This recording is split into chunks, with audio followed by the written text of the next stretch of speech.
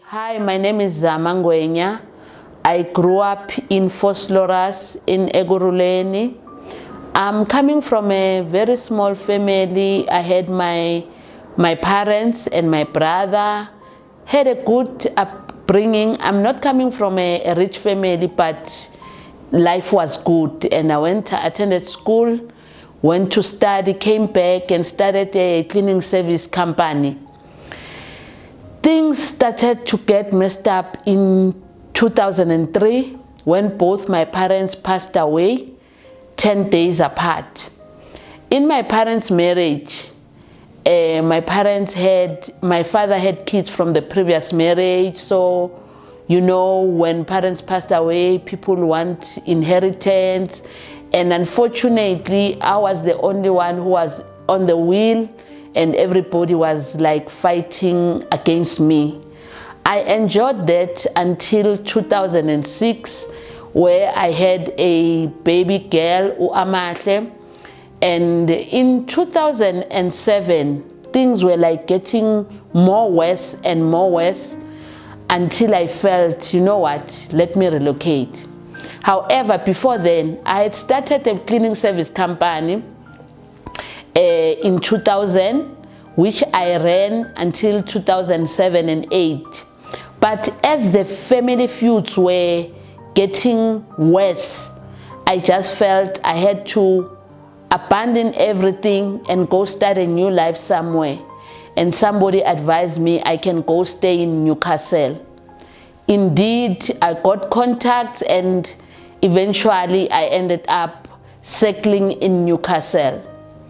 When I got there, because I've been a business person my whole life, even from school, I started selling sweets. I'm sure I was 12, 13, I was selling sweets at school. So when I got to Newcastle, I opened a locksmith. It was unbelievable that in my locksmith, everybody would pass by, check what is going on here. And when they see I've opened a locksmith, everybody was like, yo, you've helped us. We're no longer gonna go to town now. At least we know where we're gonna cut our keys. But you won't believe that not even a single key was bought. I ran that business for something like 6 to 8 months, almost a year. Not a single key was bought. Now, I thought, what's next business? I went to open a bakery now. With the bakery, at least things were better there, things were happening, people were buying bread, but you know there would be days where you would like feel like there's this bad spirit here. There would be no water, there would be no electricity. Now, unfortunately, the process of making bread, when you have put bread, like when you do dumpling, after a certain period, after it has risen, you have to take it to the oven. Now, if there's no electricity during that process and your bread, your dough is in the prover, then it means that whole dough gets spoiled. You have to put it into the dustbin. That thing was happening almost every week. At that time, I was pregnant, my second child. You know, that thing depressed me. Things were just falling apart every day. Every day there was something negative. Every day there was something negative until I had to close that bakery. It was in 2010. Now, after closing the bakery, I had to face the reality. The money, you know, when you are not making money, the money that you have get finished. So the money was like getting finished. I could see like I will no longer be having money even from the investment because I took all the money, invested it here. And I had to close the bakery. It was in January, the second week. I was with my daughter Amahle in Newcastle. Now, the last week of January, I had pains, but it was not labor pains. I was not fine. I had made some family friends in Newcastle. Now, when I had these pains, I called this lady. I told her, Sisi, man, I'm not well. And she said to me, okay, fine, bring Amahle. Indeed, Amahle went to that lady, an ambulance was called, I was rushed to hospital. When I got there, they thought I'm in labor, I was not in labor. And eventually, I think in 3 hours after I was in hospital, they said, no, my BP has gone up, hence I had these pains. They had to take the baby out. My baby boy, Caesar, was born on the 28th of January, 2010. After the birth of Caesar, I was miserable. Came a time for me to be discharged by the doctor. I said to the doctor, you know what? I don't know what I'm gonna do with my life. I don't have a family. So now, with all the losses that I've gone through now, I don't know where am I going to start in life. I need to see a social worker or a psychologist so that they can be able to advise me and help me. I was like miserable. Indeed, a social worker came, attended to me. I told her what was my problem, and she asked me the father of the baby. I said, no, the father of the baby, both my kids are from the same guy, but you know what? I'm not interested to get help or seek help from that guy. I just need a neutral help like your help so that I can see what I do with my life. Indeed, this lady found a place. Oh, then she asked me, how do you want me to help you? I said, you know what, I'm suicidal. So I feel if I go to where I live, to my place with these kids, I might end up doing wrong things. So I feel you guys can help me. She went to find me help. And then when she found me help, we went there with the kids. I told her, I want a place where I'll be with people, maybe for a short period, you know, like when you become sober, then you can see, man, no, things are not as bad as I think they are bad. So she took us to this place. It was in a small holding in a place called Ingoko in Newcastle. We went to this lady's place. She takes abandoned children and stays with her. Her name was Sarah Holland. I went to stay at Sarah's place. We actually vied my place, took my clothes, took the baby's clothes, went there. Okay, we stayed there Tuesday, Wednesday, Thursday. On Thursday, it was a mixture of feelings of misery and all that. And I said to Sarah, you know what? Now I'm better. I want to go back to my place. She said to me, okay, Zama, I'm not going to give you the kids. You must leave the kids and go to your place. Or I said to her, I want to go fetch my car and come fetch the kids. She said, no, it's fine. She gave me a lift because the school where her grandkids attended was behind the place where I stayed. She dropped me there, I took the car, and then she said to me, when you come back, because when you're under social work care, I won't give you the kids alone. You must bring somebody with and you must call your social worker. I said, no, it's fine. I don't have a problem with that. I took my car. I went to look for somebody to help me and there was no one. It was on a Thursday. And then I said, okay, let me go back to my place. I slept there. On Friday morning, I went to this other family friend, the one who had taken Amahle. I told her, Iman Sisi, help me. I need to go fetch my kids. She said, no, I'm busy. But you know what? I'll help you on Saturday. On Saturday, and then she said to me, no, sleep here. Sleep at my place, and then we'll go on Saturday. Now, I had left Caesar and Amahle there at Sarah's place. Now, I was keeping in contact with Sarah because she said to me, when you are not coming back, just let me know. Indeed, I did that. I called her. I said to her, no, I'll come on Saturday. On Saturday, this lady said to me, no, let's not go on Saturday. We'll go on Sunday after church. Sleep, don't go to your place. Oh, okay, I stayed. How? Sunday. This lady said, no, don't go. We'll go on Monday. Aibo. This lady, I stayed.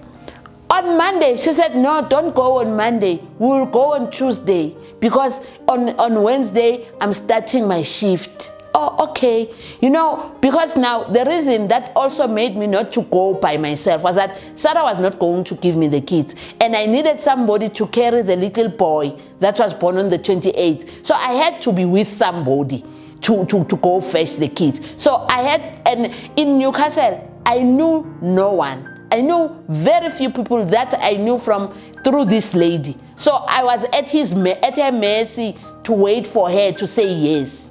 On Tuesday morning, I woke up, I bathed, I go start the car, and getting myself ready, which we are going. How? This lady was like relaxed. How? I asked myself, now when are we going now? And while I was sitting with this lady and her mother, a phone, she got a call and she went outside. The only thing that I heard her saying was that, no, I'm with Zama and Gogo. Gogo was her mother. So she went to talk outside. When she came back, she was like, I'm bathing, I'm coming back now, and I'm going to town, Zam. And I'm like, oh, when are we fetching the kids? Said, no, we'll fetch the kids later. I'm going, there's something that I had to attend to. This lady went, and when she came, okay, she went. How? And I said to her, hi, man, can you give me Lontuza? I'm asking for money, airtime to go buy airtime so that I can phone Sarah that I'm coming today. She said, no, don't bother about Sarah. We'll sort that when I come back. Hi, boo. Hi, this lady went. How? I think she wanted about 12 fish. How? At about 3, I said, man, let me check this woman. I did a call back. She called me back. Said, hi, Zama, I'm coming back. We will go to the kids. Okay. At about 5:30, 5:45 in the evening, she came in with her husband. They just came there, sat down, like as if they are not bringing any funny news. They sat down and they said to me, Zama, we've come to tell you, just like as I'm saying, Zama, we've come to tell you that where your kids were, it was burnt to ashes, and Amahle was burnt into ashes. The only person who's left is your son. Hey, boo. There was some, I just didn't understand what these people are saying.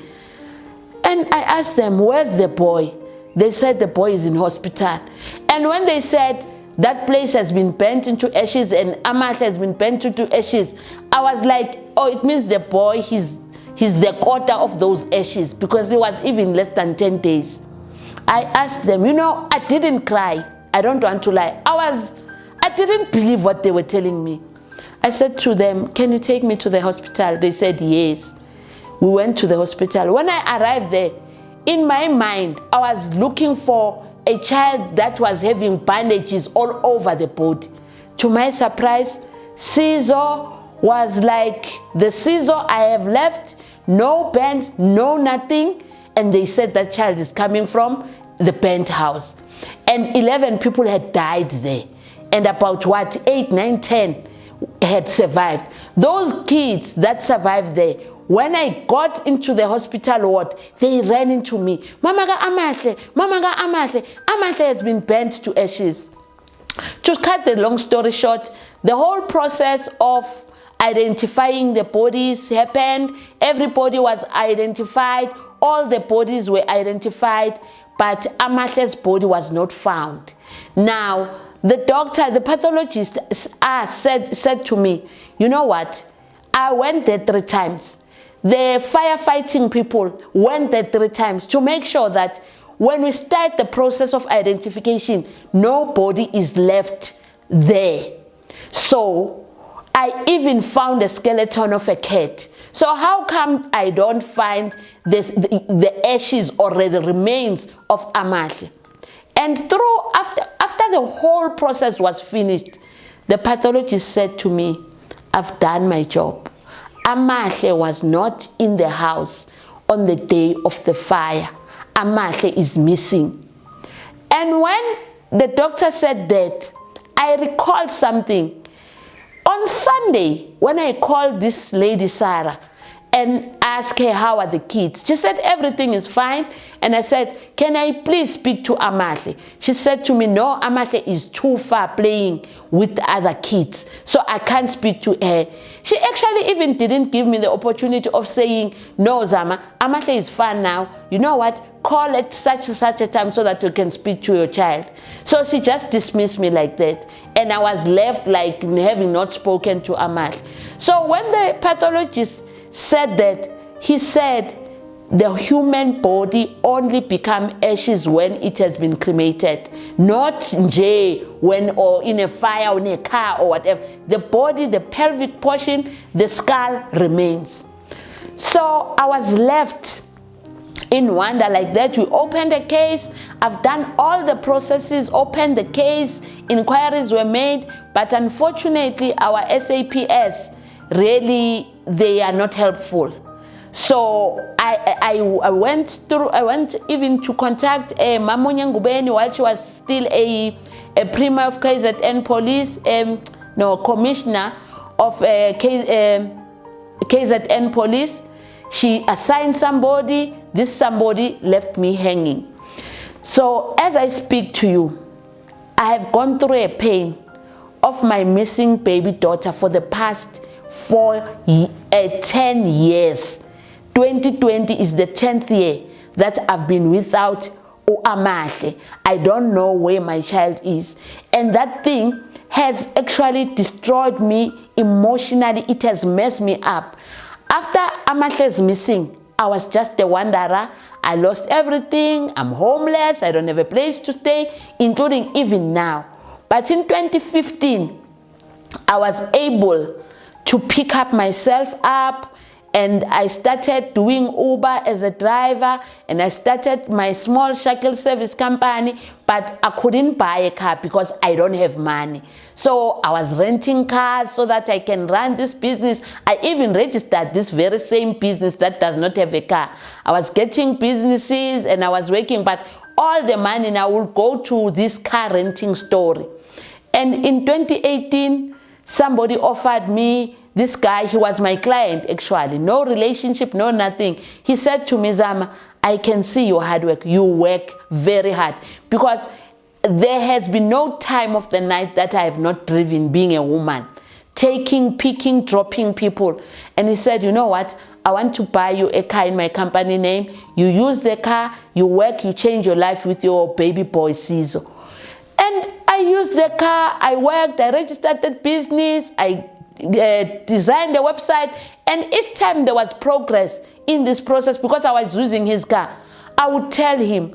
And one day when I told him that I've designed a website so that now I can start to attract international clients and for people to see that I'm a legit business and look for business and do professional things, the guy changed and he took his car. I nearly collapsed. And that was the end of me.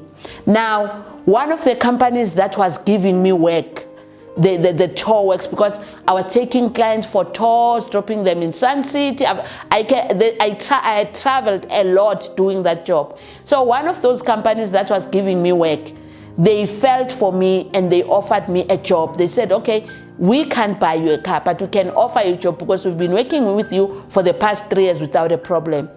They gave me a job last year in August. I worked with them. Then in January, from nowhere, they say the job is over. And it actually coincided with the period when there were rumors about COVID coming. Hence, as I'm speaking, I ended up not being working, and I'm home now, I'm doing nothing. And being the person I am, grew up being independent, working for myself, doing things for myself, that left me very frustrated. I'm longing for my child, that I don't know how do I look for her. I want to claim my life back, like I want my life back. For the mere fact that in 2010, yes, in December, I actually tried to commit suicide and it didn't happen. And I was like, oh, I'm the unfortunate one, because some people when they do it, they become successful. But for the mere fact that those means didn't happen, it made me to say that maybe one day God is keeping me to be a testimony to some people that have gone through this without a family, because my brother also passed away in 2012. So sitting here, it's me and my boy.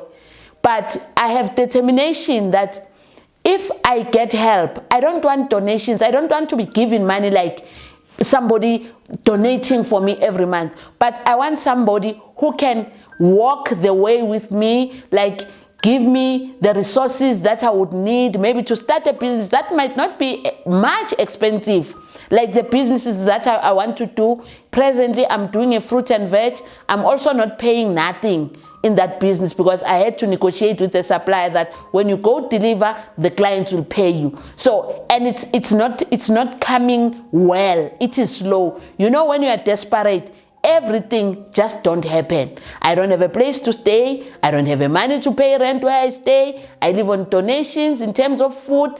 As I'm speaking to you now, all my goods, my things that have been in the storage, they want to take them for an auction.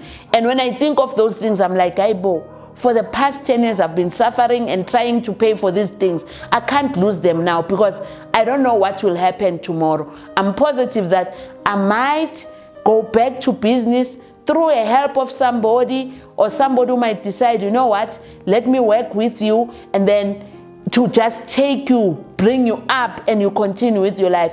I don't want donations. I don't believe in them. I believe in working. You know, for the first time in my life, in these 40 years that I've lived, it has been for the first time that I had to go to SASSA, and it was out of desperation.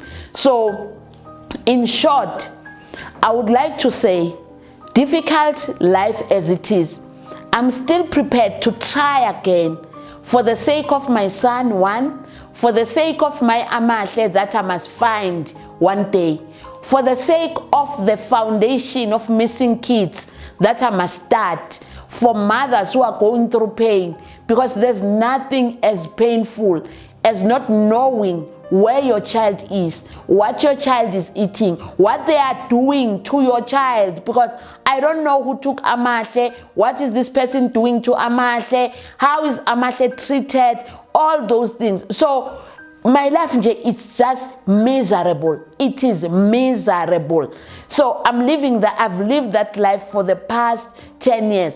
I had to be my own psychologist, be my own social worker, be my own medicine, because each time when all the stress comes back to me, I think of my son, that I don't have to stress this child. This child does not know any person on this earth except me. So I must be strong all the time for the sake of Sizo. So whoever out there who can help me, I would appreciate. I can drive. I'm a very good driver, a very good one. And I'm very familiar with most of the places, and I work hard. But more than anything, I'm an entrepreneur.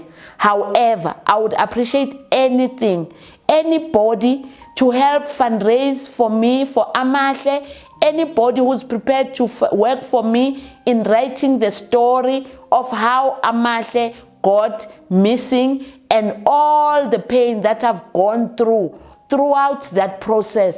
I would really appreciate that. But please bear in mind, I don't want to be helped forever. I want to be helped for a certain period, and my life gets better, and then I continue with my life. Hi, my name is Zama Ngwenya, and I've been through the most.